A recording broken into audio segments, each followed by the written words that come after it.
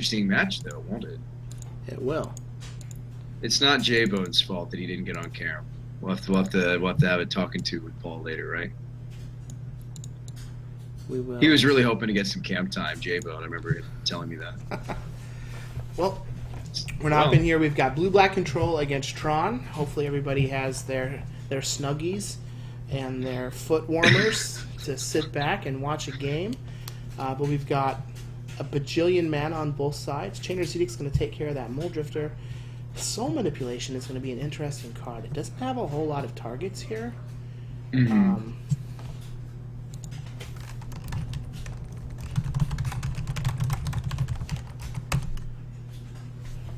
Well, it's still, I mean, eventually it will connect. It's just a matter of when Jeff goes to hard, to cast the Mole Drifter, right? Or what have you. Seems good against Jeff's Mnemonic Wall. I mean, that's a pretty considerable mana dump. It's a 5-drop. Yeah. So that'd be a good target. Ooh. As I was saying before I got distracted, Soul Manipulation is interesting because it doesn't have a lot of targets, but whenever he gets to use it, like cash it in, counter a creature, and get one of his own back, whether it be a Mole Drifter or an Oracle or something, it's just going to be backbreaking. It's so much value getting both modes of the Soul Manipulation. I've always wanted to brew around this card, Chris, and it just gives me chills just to see it here in our Pauper tournament. Fantastic, underrated spell, isn't it? Yeah, absolutely.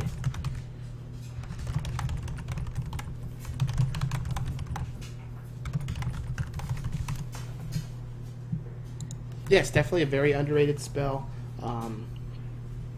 But it's super narrow, right? Like, you have to be able to get full value out of it if you're going to be playing that 3 mana. But it's kind of cool that Orz's deck is set up to take advantage of it. Now, this is one match in particular that I think that my preferred build of Tron is superior than Jeff's preferred build of Tron, just because in these long, grindy games like this, Mystical Teachings is so good if you're the Tron. Right, you were running the Teachings. You also said you went a little bit heavier on the burn spell.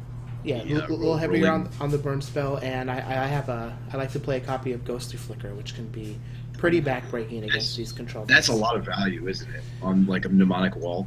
Yeah, you just you can flicker a wall and a Mole Drifter and get back your flicker.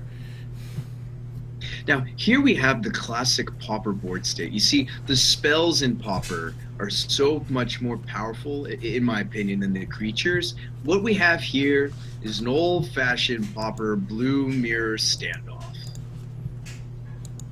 There are no creatures on the table. They all died or got countered. Right, Chris? Yeah.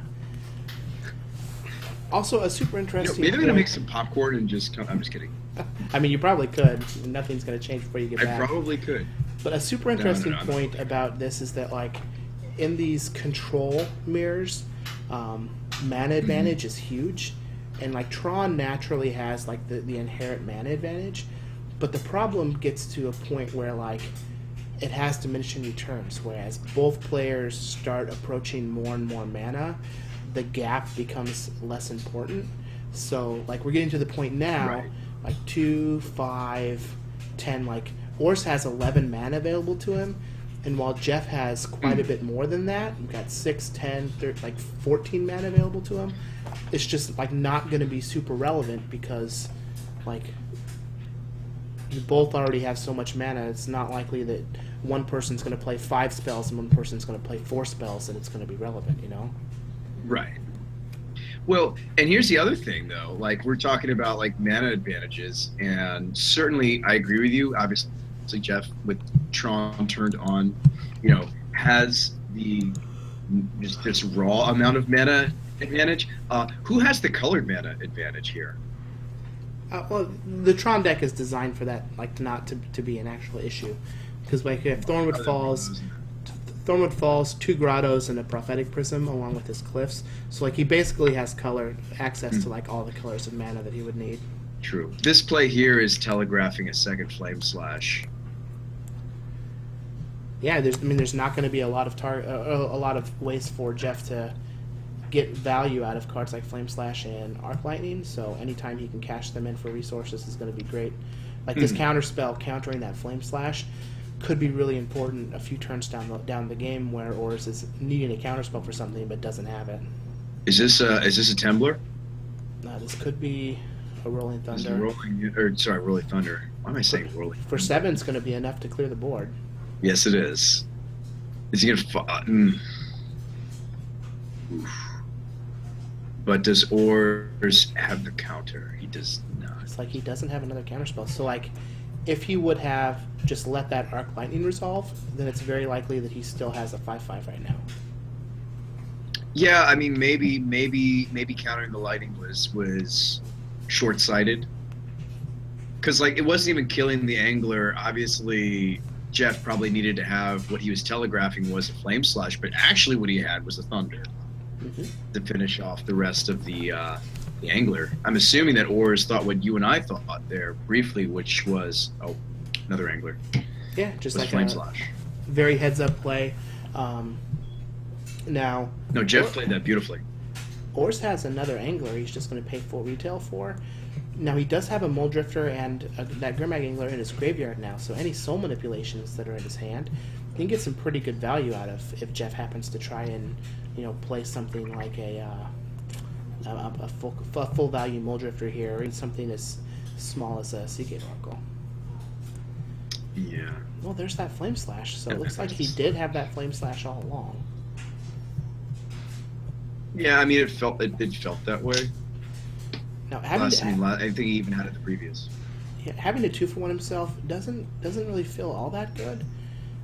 It is important to note that he does have 2 Chainer's Edicts in his graveyard here, so he could just start flashing back these Chainer's Edicts. He has enough mana with those Grottos and Prophetic Prism to do that, so it's not that bad that he's 2-for-1ing himself. There's actually a very good chance that this game just comes down to decking, and Jeff wins by casting Compulsive Research targeting Ors. yeah, true. I mean, it's target player. Ooh, there's that change. Yeah, and like remember that last turn where Ors didn't have the counter spell for the Thunder? It's pretty obvious to Jeff that Ors is probably tapped out of his hard counters, and maybe his hand is just sitting on a bunch of those specific, like your excludes and your soul manipulations. It's specific to countering creatures, Chris. Yeah. He's got 6 cards. He has to have something, but it's something that he can't cast. It's either removal or it's specific counter magic. Yeah, if that's the case, I mean, Jeff still has to try and win this game somehow, right? Like, he's going to have to try and play creatures. Seagate Oracle is going to draw him a card. He gets to replace that Radiant Fountain. He's up to 29 from all these game lands. Yeah, I mean, okay. So, and I hope it doesn't come to this, but is it possible, Chris? There's that compulsive you were talking about, but he's using it on himself. Is it possible that we don't really see a second game all that soon, or at all? Yes. Both of these players seem to be like real adept with their deck, and they're playing fairly quickly. So there is a chance that the match plays out totally to fruition. But I mean, it's real possible that it just doesn't happen because somebody loses in time in game 1, or somebody gets decked and then loses in time in game 2. Neither player really wants to budge. I assume this is the matchup that Ors has been saving that play set of Curse of the Bloody Tome for. Absolutely, Curse is very good against the Tron decks. In fact, I've only ever beat a Resolve turn 3 Curse once when playing Tron, and it was a real close game that involved capsizing a lot. Yeah, I mean, I just sent him back to the Stone Age? Yeah, like bounce all of his lands to the point where I could start working on the Curse and the land to keep him at no permanence, and then eventually found a way to win the game before I got decked. Like, the Curse was in play for like multiple turns. It was real gross. I mean, Curse is hilarious in Pauper because you're attacking decks from a different angle because they just have the creature. You just have the creatures on such lock. like some of these control decks are able to just handle the creatures so well that, you know, or other decks in the format handle creatures so well that you switch into this really slow, dirty mill deck. It's disgusting, Chris. Yeah, I mean, I need to take a shower. Well, a lot of the blue black control decks try and win with Evankar's Justice, which is even slower than Curse of the Bloody Tome, in my honest opinion. At least Oris has, you know, Mole Drifters and Gurmag Anglers and Seagate Oracles, so he like technically can attack and win the game. But like, games just tend to be long and drawn out. Here we just have both players have full hands, making their land drops. Jeff just has a billion mana. 3, 6, 9, 13, 17, 20. Jeff has 25 mana available to him. That's a lot. Eventually he's just going to be able to cast a bunch of spells. With the fact that Oris has kind of shown that he's kind of out of... is that the fourth angler? That is the fourth angler. Now, Oris did show that he was kind of out of those hard counters, but, right. I mean, it's been like 9 turns since then. Like, they're on turn 24. This is turn 24 of this game. Don't remind us, Chris. You know, I think, and I noticed that the chat numbers have dwindled, but there's 70-some people still jamming with us, Chris. You know, maybe they took your advice and got a Snuggie. Maybe you know, like, who even owns those, by the way? Snuggies. Are those comfortable? Because I don't have one. I mean, I had one. I had a zebra print Snuggie, but when I moved out here with my fiance at the time, she made me throw it away. I donated it to Goodwill. Was it because of the type of lifestyle that it like creates, or like that Snuggie lifestyle? The Snuggie lifestyle, yeah, like the Netflix and chill thing that the kids are doing these days. I hear that there's very little chill that happens, by the way. I think that the Snuggie lifestyle is just something that involves a lot of relaxing, and I think it's great.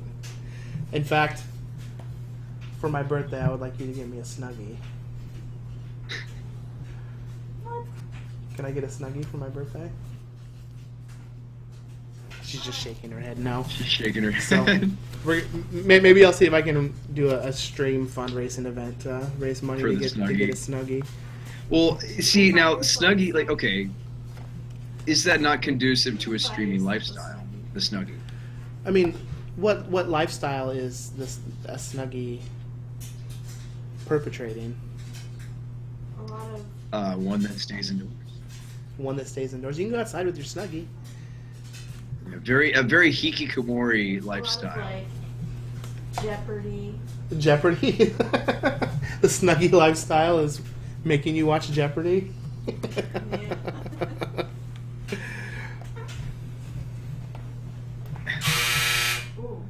Laundry's done. Yay. All right. Well, JeffHoogland went for a drifter. Hoagland went for a drifter, got excluded. Oris gets to play his drifter, which may or may not be good, considering he only has 17 cards in this deck. I have a feeling that Jeff is just playing this as a long game, trying to mill Oris. Oris has no more Gurmag Anglers left in his deck. If he's going to win this, it's going to be attacking for 2 with multiple. You know, and I think this is a grudge match, Chris. I hate to admit that, because Oris took the last tournament, and I remember Jeff and him going head-to-head, and Jeff was on Restore Balance, Oris was on blue-white control.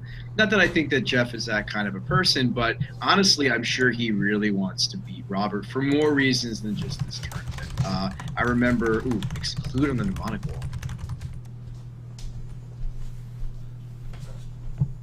Another wall. This is just insane, Chris. Mnemonic wall. Oh, man. Yeah. Oh, counterspell. Counterspell on the wall. Let's see if Jeff has a counterspell. This is like the turn, isn't it? Where like these control players have been like building up to something. This is it. Pulse on the wall. Or has another counterspell.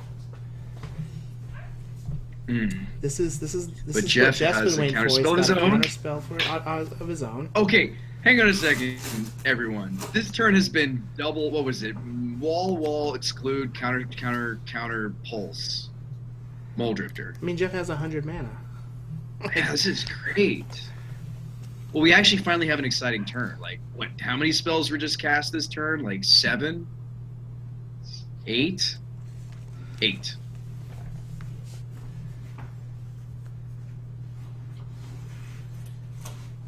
And now the Seagate Oracle is resolved. Yep. Jeff's on even cards now. Oh, and a lightning bolt for that Mole Drifter.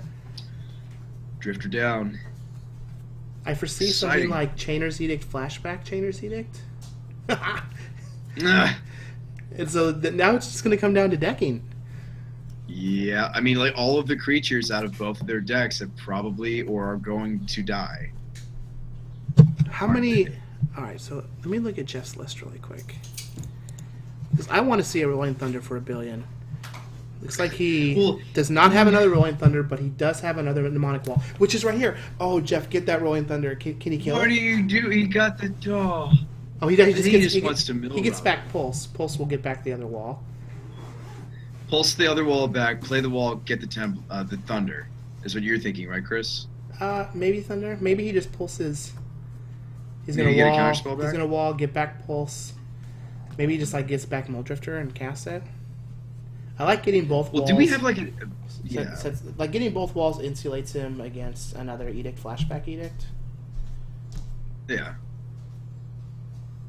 Oh, such value from this Tron deck late game. I love it. Your deck was also doing some of this, right, with walls, and you use Flicker though, Ghostly Flicker. Yeah, I still want to see the Rolling Thunder for $1 bajillion. Don't let me down, Jeff. Mm-hmm. How much would it be? 1, 2, 3, 4. A lot. I mean, yeah, he can do over 20 easily. So we got 3, 6, 9, 14, 18, 20. He has 28 mana, so we can do it for 26. We got a couple turns before it's lethal. Yeah, but if he chips in with this Drifter and the Oracle, oh, we have a Doomblade. And Doomblade's going to take care. Jeff's down to 9 cards, though.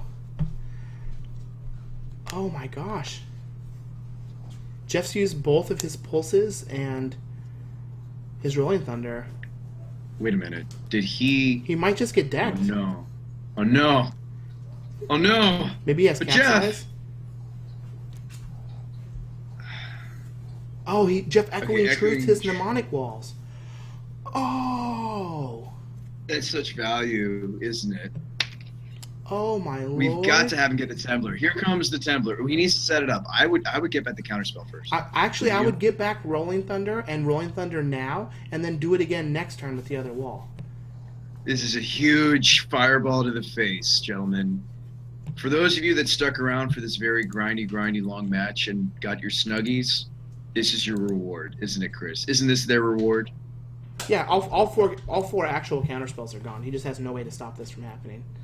You're right. And Jeff might even have a counterspell in hand. That's why he's using the so he's just okay. Gonna... Robert sees the writing on the wall. He's going to concede for time. Thunder. He's still behind. Ooh. I'm a charge and a Glorious. fireball. All right, so Jeff Hoogland's going to take this game. He's up a game. Both players have sufficient time. Let's take a look at their sideboards real quick before they jump into their next game. So we've got. Here's Jeff's sideboard. Just got a Pulse, 2 Dispel, 2 Hydroblast, a Diabolic Edict, 3 Pyroblast, a Magma Spray, a Crusher, 2 Negate, a Gorilla Shaman, and an Ancient Grudge. What do you think he's bringing in? Well, I kind of like the Dispels and the Negates. You saw a lot of counter wars that could have gone Jeff's way. So if he had some more cheap interaction. I think that the Edict is fine. It handles the... Well, you know what? Hang on a second. So we assume that... Okay, Jeff is a smart player, of course. He's going to look at Robert's sideboard plan. Do you think he's going to bring out some of this creature removal and just bring in the Pyroblasts, the Dispels, and the Negates to fight the Curse? I mean, he definitely is going to have to bring in ways to try and fight the Curse. So, like, he's going to have to have... The Negates are it. I mean, he might even bring in that Crusher just as like another big threat. Ors has so much removal though; it's going to be real rough. And he can't. Ors can't side all of it out. So he can't side all of it out. So like ambitious. So like there's a chance that he just like cuts a bunch of his creatures, so then Jeff can cut some removal. Like Jeff's definitely going to be cutting some of his bad removal like Mhm. things like Twin The Bolt burn. or Real Pour, like that kind of Yeah. stuff. So like I definitely could see the Pulse, 2 Dispel, 2 Negate, and the 3 Pyroblast coming in, Mhm. or some number of Pyroblasts coming in, and then just cutting some of the bad removal spells. It looks like they finished sideboarding. That new feature is great, Chris. Looks like Ors has a Doomblade, 3 Duress, 3 Shrivel, 4 Curse, 2 Deep Analysis, and 2 Dispel. What do you think he's bringing? Give me the analysis, give me the dispels, and give me the curses. Maybe the duresses. Some number, maybe not the full playset, but 2 duress. Yeah. If you can I think manage that. I like all the Duress. Bring the playset or the 3F. Yeah. I mean, if we can take out some of these. Oh, game's underway. Well, we just got Land Go for Ors. There's the Duress. No, he did bring Jeff those. does have Mine right. Power Plant Prism though, so he's one land. He's a tower away from having Tron on turn 3, which is pretty gross. Natural Tron. Does it happen all that much in Pauper? Does it? The natural Tron? So Jeff reveals his hand. He has a Cliffs, an Edict, a Mnemonic Wall, a Lightning Bolt.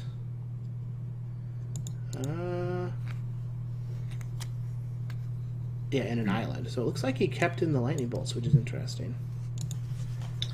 I mean, I don't hate that, but there's certainly other cards that may have been Curse? more useful there. Curse, curse, curse, curse, curse. Oh. Negate. Oh, he drew a counterspell. Oh wait, this is a different counter spell. This is actually Yeah, he had a turn to find a counterspell, and he did. Oh, that's Jeff for you. Wow, that's disgusting. Not only skilled, but I've seen him Like, with some luck. that curse probably just wins the game if it lands. Yeah, if it's stuck. Yep, and Oris has set it up beautifully with that duress on the Pyroblast. Oh, Jeff doesn't have another a way to stop another curse, so he's just going to be aggressive. Bounce the backwater. Ors doesn't have an untapped land to land another curse. And now we have Tron mana assembled. I didn't hate that capsize play from Jeff. He's gonna No. get back this Condescend? Yeah. Or did Yeah. he get the Pyroblast? He get the Pyroblast. He's just going to get back the Pyroblast. Pyroblast is pretty sweet as it's a way to actually destroy those curses once they're on the battlefield. Mm-hmm. Yep. It lets you retroactively fight that, whereas a lot of other decks have to proactively fight the curse. Yeah, Pyroblast is great. Mm-hmm. So now here we just kind of play a little Drago game. How many capsizes does Jeff have? It looks like he does only have the 1 capsize. So it's not like he's going to be able to start taking advantage of that capsize yet. But You'd that have to somehow Pyroblast is going to mnemonic be wall. pretty big for him. Mm-hmm. He'd have to somehow. Oh, now the Doomblade stayed in for Ors. What do you think about that? Robert leaving in the Doomblade, Chris. Doomblade's not bad, I guess. Do you think he saw the Crusher in Jeff's sideboard and said, I have to leave in something? If I have to leave in something, I'll let it be Doomblade? Probably.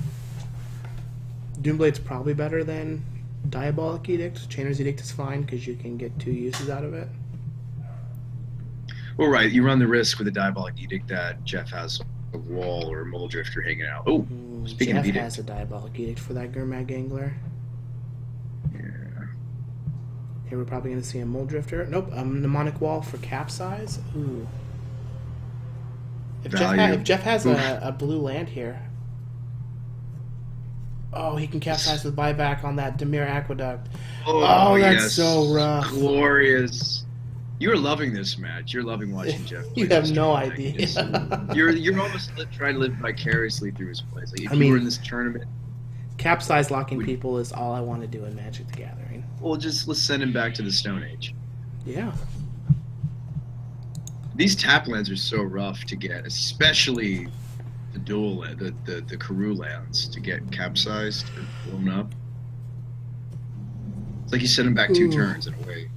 There's a Duress. That's going to take care of that Capsize. Yeah. I imagine Jeff's going to use it in response here. Maybe he just bounces in a Mnemonic Wall. No, he's going to target the Dismal Backwater. I kind of like going after the wall there.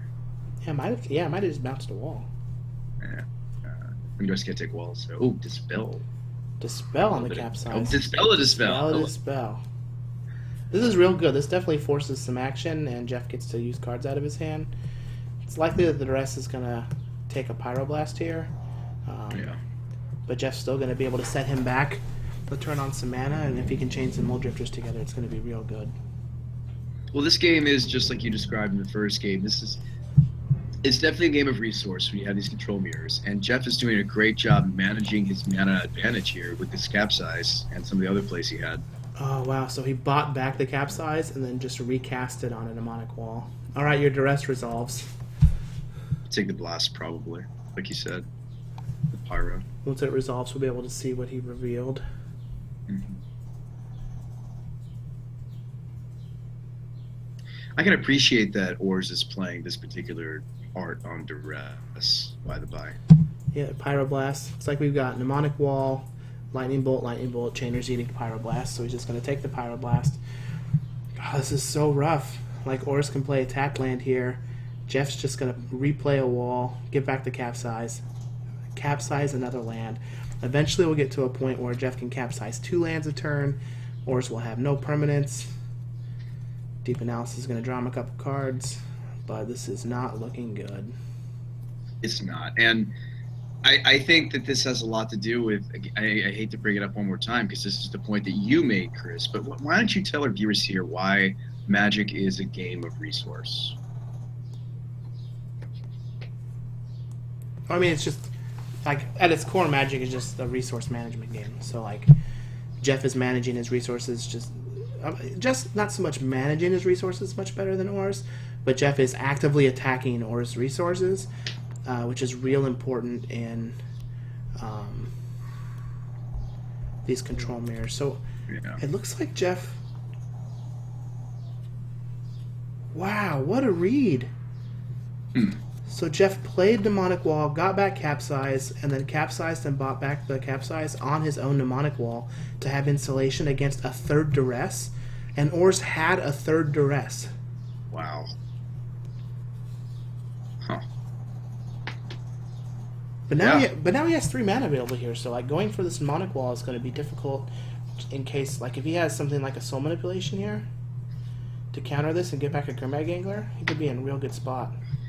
Is that what we have? Ooh, Exclude. Don't Stop exclude. it and draw a card. Jeff drew another copy of Dispel. Dispel. That's the only other Dispel on his list. Wow. Drifter. And a more There we go. Drifter. Clock is on the table. We finally have a creature that can attack. All right. Man, I still can't get over that capsizing his own wall to insulate against a 3rd Right. Duress if he happens to have Is that something that you would have seen? the in 3rd Tron? Duress. Is that something that you would have done as an avid Tron player? No, I mean, Mhm. I would have just been like, "There's no way he has the 3rd Duress," and then I would have been like, "Oh, damn it, he had the 3rd Duress." because there's no way.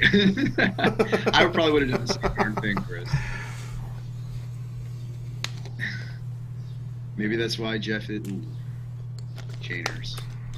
Well, Ors knew that he had 2 edicts from the Duresses, Yeah, so Yep. I just, oh man, here comes you know the what? capsize, I mean, probably on that Aqueduct.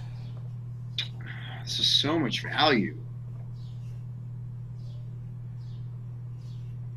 Yeah, I mean, the fact that he's managed to maintain this capsize through multiple duresses and counterspells is insane. Yeah, With the mnemonic wall play, that's what you're talking about. Yeah, That's I great. see it now. It's just gross. deck's That's great. gross. Not gonna lie.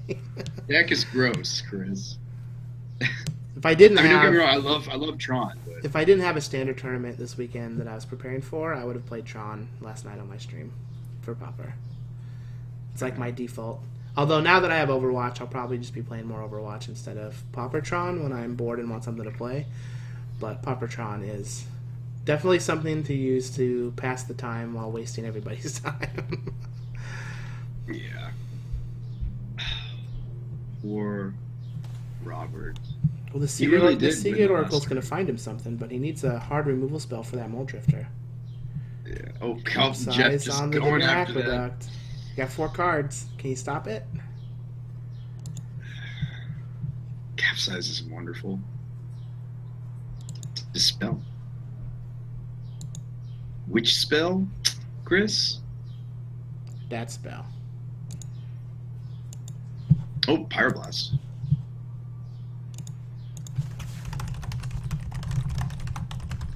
Oh, and the counter war, look at this stack: Oracle, Capsize, Dispel, Pyro, Counters, Mana Leak. and a mana. Oh, the mana leak to finish it off. That's gross. Wow. That's gross. You know what? I'm glad that we're covering this one. At first, I felt a little bit like, oh God, I'm gonna age, but I think it was worth it. Both players are playing at reasonable speeds. Things get exciting very quickly. But now Jeff gets to untap. And can he double Capsize here? He can. He can double Capsize. This is gross. It's everything I wanted to see, though, Chris. And he's going to hold back. Maybe he has another counterspell. Yeah.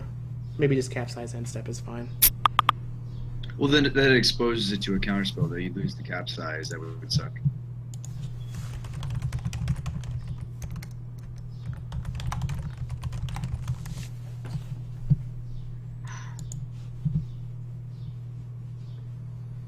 So, maybe to some of the viewers joining us now, what do you think? I know we talked about it in brevity in the. We got a stack going here. There's an exclude. Does Jeff have another counter spell with a condescend? Another, but it's a better mana leak. It has Scry 2, Chris. It does. It's great. Daggers. It's the Scry 2 and then draw 2 cards. Amazing. Well, little scrying, I kind of equate to like half a card draw. How do you equate scry? What would you say? It's close. It's not quite a card.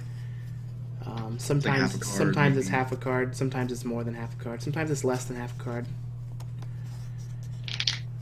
Jeff is drawing a bunch of cards here, though. So this is like... This is gross. This is just so insane. They've traded resources back and forth, all while Jeff has actively been attacking Or's mana base. And then we get to this point where they go through multiple large resource trades, and then Jeff just refills with Mill Drifter, compulsive research, and that's where the mana advantage comes in when you are 2 control decks, right? So if both players have a large mana advantage, if both players have a lot of mana, if one has an advantage as the games go longer, that advantage has diminishing returns. But once we're in the early games, or we are in the late game, and somebody has just such a huge gap in mana advantage, then you can see the difference. That's what we're seeing here in this game. This curse is nice and all, but it does nothing. Jeff has that Capsize in hand. Correct. He also has 2 Mole Drifters that are attacking for 4. And Jeff doesn't even bother to bounce the curse just yet. Maybe. Looks like he just bounced the Mnemonic Wall so he can replay it. And get back a Pyroblast, which will just let him kill the curse. And then toast the curse that way. Mnemonic Wall is a great card. Could you imagine if he had a Ghostly Flicker in this build? Oh, it'd be gross. I'm sure you could imagine if he had a Teaching Zoom too. Well, he could just flicker both walls and get back Flicker and another card. Yep. That would be gross. So that's the board state your list tries to get to, right? Yeah. These Mole Drifters are just going to crash in. Bring him to 14. Orch does have that Radiant Fountain. It's going to go back up to 16. He has some mana to do things here now. 4 cards in hand, but not a whole lot he can do. Mole Drifter's going to resolve. Draw 2 cards. Jeff can just bounce his wall, replay it to get back the Pyroblast, and kill the Mole Drifter. Oh, I love the idea of infinite Capsize into infinite Pyroblast. That's just yes. I would play that deck. Sign me up. So nope, it's like he's sending a message going after. just letting you know. This is Jeff sending a message. Just letting you know I'm still here. I can do this if I want. Oh, God. If you're Robert, do you wonder if this is not only karma but payback? Jeff, this is how Jeff feels about his defeat to Robert in our last Cardhoarder tournament. Maybe. That excites me that we have these not because the guys get along. They really do, the guys and the girls on our team. But I wonder if we're gonna have more of these grudge matches in the future where it's just so obvious that Robert won't scoop because he has a point he wants to make, and Jeff won't scoop because he wants to send Robert back to the Stone Age as far as his mana is concerned. I kind of like that. Although, why like, isn't Rob scooping? Well, this is game 2, so if he scoops, it's over because he lost game 1, so he's not going to concede. Yeah. Game 1, there was never a point where I thought that either player should have conceded. There was never a point where if I was in their spot, I would have conceded. It was just a very long game. But once we started this game with 13 minutes left on Robert's clock, on Ors's clock, and once he got to the 8-6 now in 5-minute mark, even if he does happen to win this game, there's no way he's going to be able to win game 3 before he times out, which is kind of awkward, but that's what happens. He's giving it. They're giving us a show, Chris.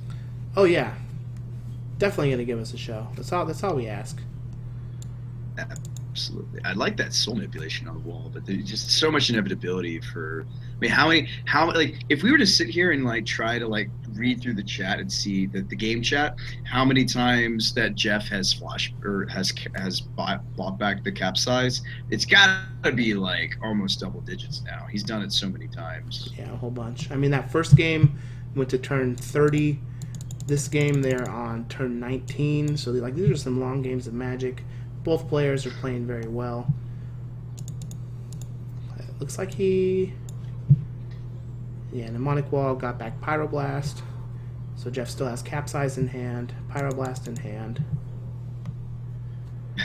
Jim thinks it's nice I'm projecting drama. I don't think so. I don't think I'm reading into it. I remember, we covered, or I remember watching at least Robert versus Jeff in the 100-ticket modern tournament. I think that there was a little something there.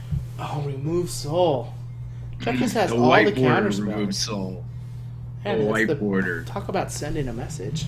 Counter with my white border, Remove Soul. Message sent. Robert will not scoop. Stonewall Jackson Robert. That's going to be his name now. Will not scoop. Right. Capsize on the wall. Replay the wall. Get back. Jeff's just having a fun time over here with all these value engines, I'm sure. Get back another Pyroblast.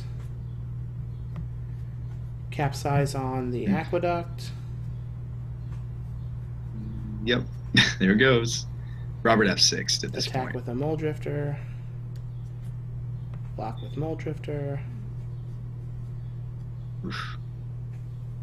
Wonder why I didn't just attack with both Mole Drifters. Yeah, that would make sense. Alright, I think Jeff is just going to double Capsize here. I'm just going to play a Mole Drifter. Just start capsizing those backwaters. Counterspell. Counterspell. We got a Pyroblast. Yeah. Oh, he just let it be countered. Yeah, I mean, I don't think this game is about Jeff actually hitting. The fact that Jeff keeps capsizing the bounce land that allows Robert to keep redeploying the fountains makes me feel that Jeff isn't really interested in killing him with the drifter attacks at all. Well, he just capsized. Yep, here we go. Send it back to the capsized Stone Age. 3 backwaters. Yeah. Go ahead, man. Take your turn. Backwater, gain a life. What you got? Yeah, attack with the Tron is Seagate so Oracle. gross. Send a There, message. get in there, Robert. We're having too much fun with this. Oh, no. Alright, here's some more capsize on the backwater. Capsize the island next. You just wanted to see him have no lands left, don't you, Yep. Chris? And then I want to see a Rolling Thunder for 1 billion. Okay, well that has to happen after Jeff. I wonder if he can hear us. I wonder if he's tuned in and listening to the commentary, like Robert and Jeff are. I hope not. They're not supposed to be listening to us while they play. No, that's true.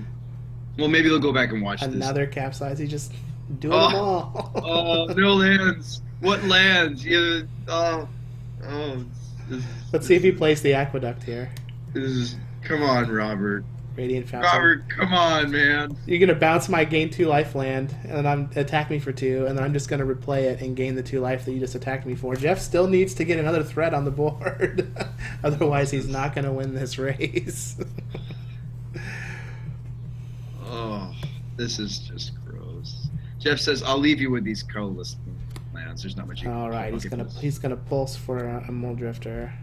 Draw some cards. Now here. Okay, I have a question for you. Do you think, and this is not a knock to Jeff because I found myself doing this a long time ago. How many cards are left in Jeff's deck? Jeff has 13 cards left. Yeah. It's like Ors has 25. All right, no lands. Officially, He even back to bounced the Stone Seagate Age. Oracle too. Yes, he did. Well, he can't cast the Oracle again. Mm-mm. No. He's not casting another spell for the rest of this game. Like, he's even used all 3 of his duresses. He has become capsized, like full-blown capsized locked. Yeah.